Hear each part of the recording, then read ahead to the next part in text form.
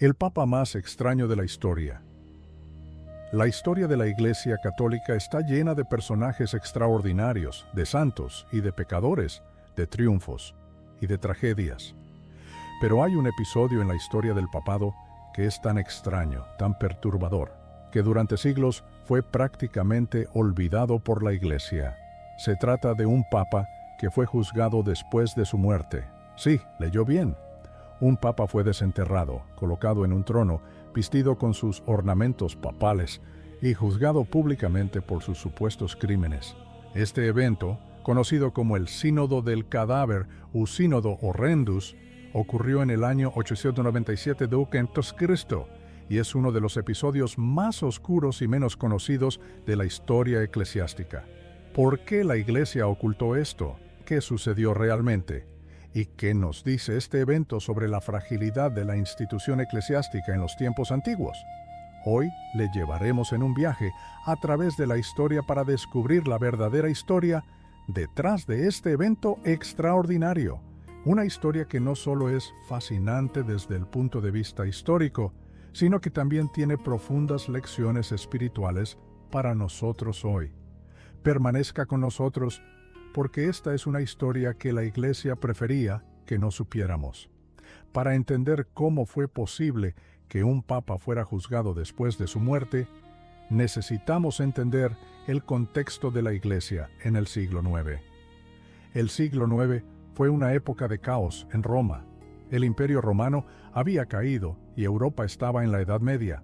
La autoridad papal, que había sido consolidada durante el Renacimiento carolingio bajo Carlomagno, estaba siendo desafiada por las familias nobles romanas que competían por el control de la Iglesia y de Roma. La familia más poderosa en Roma en ese momento era la familia Theophylacti, encabezada por una mujer extraordinaria llamada Theodora Senatrix. Theodora era una mujer de gran poder e influencia, y utilizaba su posición para colocar a sus amantes y aliados en la posición de papa. Uno de estos papas fue Sergio III, quien fue papa desde 904 hasta 911. Sergio III fue colocado en el papado por Teodora, y se dice que fue el padre de un hijo ilegítimo con ella, quien posteriormente se convirtió en papa también. Pero antes de Sergio III, hubo un papa que se atrevió a desafiar el control de la familia Theophylacti. Su nombre era Juan Ouenao, y fue papa desde 872 hasta 882. Juan Ouenao fue un papa fuerte y reformador que intentó restaurar la autoridad papal y reducir la influencia de las familias nobles romanas. Sin embargo, después de la muerte de Juan Ouenao, la familia Theophylacti recuperó el control. Y fue entonces cuando sucedió algo extraordinario. El sucesor de Juan Eto fue Marino II, quien fue papa por solo 2 años. Después de la muerte de Marino II, la familia Theophylacti colocó en el papado a un hombre débil llamado Adriano III. Pero Adriano III murió rápidamente y fue reemplazado por Esteban III. Esteban II fue papa desde 885 hasta 891, y fue durante su pontificado que ocurrió el evento extraordinario que cambiaría la historia de la Iglesia. El evento fue el Sínodo del Cadáver, en el cual el Papa Formoso, quien había sido papa antes de Esteban V, fue desenterrado y juzgado públicamente. Formoso había sido papa desde 891 hasta 896, y había sido un papa respetado que intentó reformar la Iglesia y restaurar su autoridad. Pero después de su muerte, sus enemigos políticos, especialmente la familia Theophylacti, lo acusaron de crímenes y herejía. En el año 807, el Papa Esteban VI, quien era controlado por la familia Theophylacti, convocó un sínodo especial. En este sínodo, el cuerpo de Formoso fue desenterrado, vistió con sus ornamentos papales y fue colocado en un trono. El cuerpo de Formoso, que había estado enterrado durante varios meses, fue desenterrado. Estaba en un estado avanzado de descomposición, pero fue vistió con los ornamentos papales, la tiara papal, el anillo del pescador y la vestidura blanca del papa. El cuerpo fue colocado en un trono en la iglesia y un diácono fue colocado detrás del cadáver para responder en su nombre durante el juicio. Las acusaciones contra Formoso fueron graves.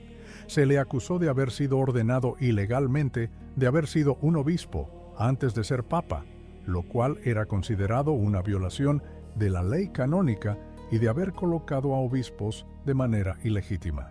El Papa Esteban VI, quien presidía el sínodo, interrogaba al cadáver, y el diácono respondía en su nombre. El juicio fue una farsa teatral, pero las consecuencias fueron reales. Formoso fue condenado. Sus ordenaciones fueron anuladas, lo que significaba que todos los obispos que él había ordenado eran considerados ilegítimos. Esto creó una crisis de legitimidad en toda la Iglesia. Después del juicio, el cuerpo de Formoso fue desvestido de sus ornamentos papales y fue arrojado al río Tíber. Se dice que el cuerpo fue recuperado por un monje, quien lo reenterró en una iglesia. ¿Cuál fue la reacción? La reacción fue inmediata y violenta. El pueblo de Roma se levantó en protesta. Esteban VI fue arrestado, encarcelado y posteriormente estrangulado en su celda. El siguiente papa, Marino II, revocó todas las acciones del sínodo del cadáver y restauró la dignidad de Formoso. Pero el daño ya estaba hecho. La credibilidad de la Iglesia había sido gravemente dañada. Los enemigos de la Iglesia utilizaban el sínodo del cadáver como prueba de que la Iglesia era corrupta y que sus líderes eran indignos. Ahora usted puede preguntarse, ¿por qué estoy contándole esto? ¿Cuál es la relevancia de este evento antiguo para nosotros hoy? La respuesta es profunda. El sínodo del cadáver nos enseña lecciones fundamentales sobre la naturaleza de la Iglesia y sobre la fe. Primera lección: la Iglesia es humana, no divina. El sínodo del cadáver es una prueba de que la Iglesia, aunque fundada por Cristo, está compuesta por seres humanos falibles. Los papas pueden cometer errores, los líderes eclesiásticos pueden ser corruptos, la institución puede ser utilizada para fines políticos y personales. Esto puede ser perturbador para algunos, pero es liberador para otros. Significa que nuestra fe no debe estar basada en la perfección de los líderes eclesiásticos, sino en la verdad del Evangelio y en nuestra relación personal con Dios. Segunda lección: la verdad prevalece.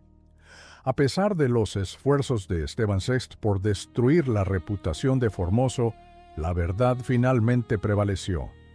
Formoso fue rehabilitado y su legado fue restaurado. Los que intentaron destruirlo fueron condenados por la historia.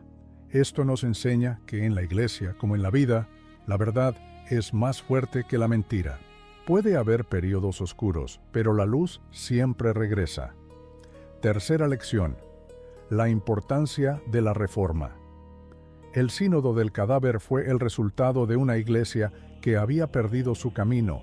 La corrupción política, el nepotismo y la falta de liderazgo moral habían creado un vacío que fue llenado por hombres malvados.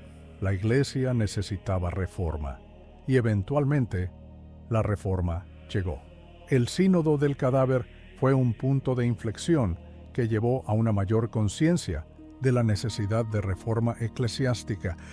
Hoy la Iglesia enfrenta desafíos similares. Hay corrupción, hay escándalos, hay una pérdida de confianza. Pero la lección del sínodo del cadáver es que la Iglesia puede ser reformada, puede ser restaurada, puede ser redimida. El sínodo del cadáver es un recordatorio de que nuestra fe no debe estar basada en la perfección de la institución eclesiástica, sino en la verdad de Cristo. Cuando vemos los escándalos de la Iglesia, cuando vemos la corrupción de los líderes, cuando cuestionamos la autoridad papal, no estamos siendo herejes. Estamos siendo fieles a una tradición que se remonta a los primeros días de la Iglesia, cuando los apóstoles cuestionaban a Pedro, cuando los obispos se enfrentaban unos a otros, cuando la Iglesia era una comunidad viva de creyentes que buscaban la verdad. La Iglesia es el cuerpo de Cristo, pero es un cuerpo compuesto por miembros humanos y falibles. Nuestra tarea no es defender la institución a toda costa, sino defender la verdad del Evangelio. El público de 50 años o más ha visto muchos cambios en la Iglesia. Ha visto el Concilio Vaticano II. Ha visto la modernización de la liturgia. Ha visto escándalos que habrían sido impensables en su juventud. Pero si el sínodo del cadáver nos enseña algo, es que la Iglesia ha sobrevivido a crisis mucho más graves.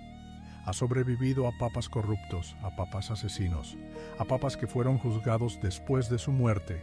Y la Iglesia sobrevivirá a los desafíos de hoy, porque la Iglesia no es solo una institución, es una comunidad de fe que se renueva en cada generación. El sínodo del cadáver es una historia que merece ser conocida. No es una historia que la Iglesia haya ocultado deliberadamente, sino una historia que ha sido olvidada en el paso del tiempo. Hoy le hemos traído esta historia de nuevo a la luz, no para debilitar su fe, sino para fortalecerla, porque una fe que puede sobrevivir al conocimiento de los errores de la Iglesia es una fe verdadera.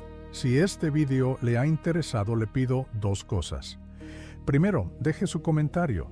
¿Qué piensa sobre el sínodo del cadáver? ¿Cómo ha afectado este conocimiento a su comprensión de la Iglesia? Comparta sus reflexiones. Segundo, comparta este vídeo. Esta es una historia que todos los católicos deberían conocer. Comparta este vídeo con sus amigos y familiares. Suscríbase a nuestro canal para más historias sobre la fe, la tradición y la historia de la Iglesia Católica. Que Dios le bendiga y le guíe en su búsqueda de la verdad. Hasta pronto.